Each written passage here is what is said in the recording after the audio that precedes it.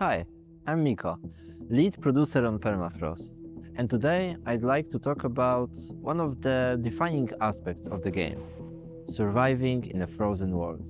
When people think about survival games, they often focus on combat or resource gathering, but in Permafrost, one of the biggest threats is the environment itself. Winter is not just part of the visual identity of the game. It affects exploration, survival, combat, and every decision the player makes. From the very beginning, we wanted players to feel that preparation matters. Before setting out into the world, you'll need to think about your equipment, supplies, and destination.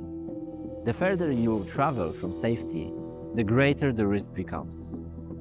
Managing food, crafting materials, shelter, and proper gear is essential.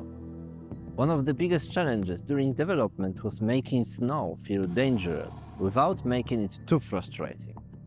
Visibility drops during snowstorms, movement becomes harder, and long expeditions can quickly become deadly. We also introduced deadly cold zones. These are some of the most dangerous places in our world, where temperature becomes almost impossible to survive without specialized gear and careful planning. We wanted certain regions to feel truly hostile, places where nature itself becomes the main enemy. Entering these areas should feel like a major undertaking. The world of Permafrost is built around distinct regions and biomes with their own atmosphere, architecture, and dangers. Some locations are abandoned towns, frozen in time, while others are occupied by hostile factions trying to survive. Exploring these areas helps players uncover what happened to the world and how different groups adapted to the collapse. Factions become a very important part of creating a believable survival story. We wanted every group to feel shaped by the environment around them. Survival changes people, and we wanted that visible in every NPC. Each faction has developed its own identity, priorities, values, and methods for surviving in these frozen wastelands. Wildlife is another major threat in the world. Animals in Permafrost are dangerous, unpredictable, and often just as desperate to survive as the player. Encounters with predators can quickly become deadly, especially during snowstorms or while traveling alone. Sometimes, the environment gives you very little warning before things go wrong.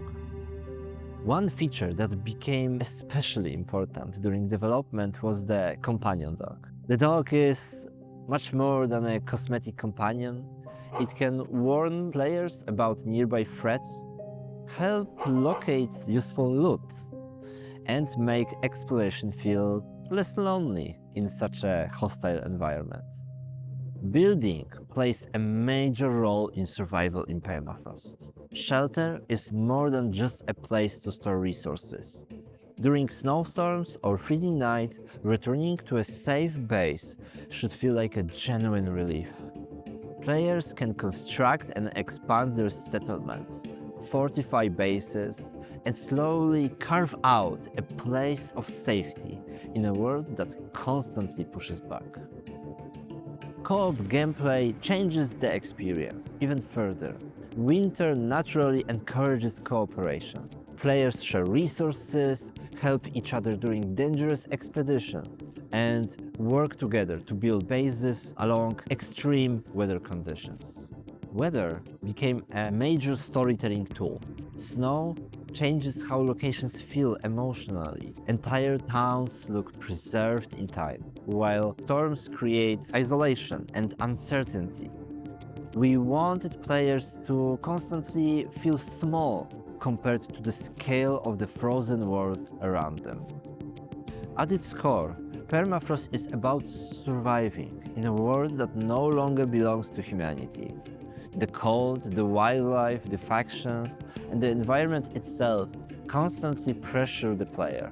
Whether you are exploring alone, building a settlement, surviving with friends, or venturing into the deadliest cold zones, We want every journey to feel meaningful, immersive, and unpredictable.